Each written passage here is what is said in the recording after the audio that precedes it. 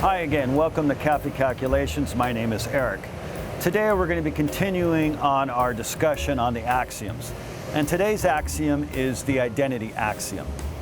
And this is an important one because this is a basic technique or applying this axiom, particularly in algebra and later on too, very simple logical idea of how to unlock information that's, the way I understand it, stored within an equation or some mathematical expression.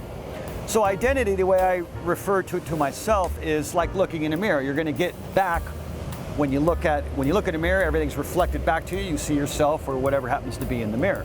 So the identity axiom is very, very similar, if not the same. So let's look at it in general. The identity is usually considered over addition, and that's because, as we saw in earlier axioms, addition is also commutative. A plus B is the same as B plus A, where it doesn't hold over subtraction.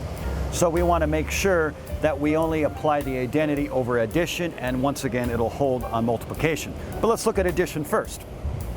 So if I have some number A plus 0 is going to equal A. Very simple. Anything plus 0 is going to give us the same thing back. Okay, so in general, if we want to show that the identity law holds over addition, let's do our usual thing. Let A equal B, therefore we get B, parentheses, plus 0 equals, substitute A for B, let's see if it holds. So B plus 0 equals B, and if A equals B, B equals B, check. Okay, let's do the same thing over multiplication. Let A equal B, therefore we get B times 1 is equal to, substitute A to B, we get B on the right side, then we get B times 1 is equal to B, and then B also equals B. Check. A specific case for the identity law goes as following. A plus 0 equals A. All right, we're going to let A equal 2.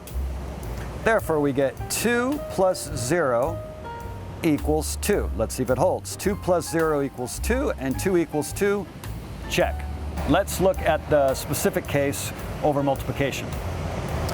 A times 1 equals A. We'll let A equal 2. Therefore, 2 times 1 equals 2. All right? 2 times 1 equals 2, and 2 equals 2. Check. Thank you again for watching Cafe Calculations. This was the identity law over multiplication and addition. I hope this makes more sense to you, and remember, enjoy the process.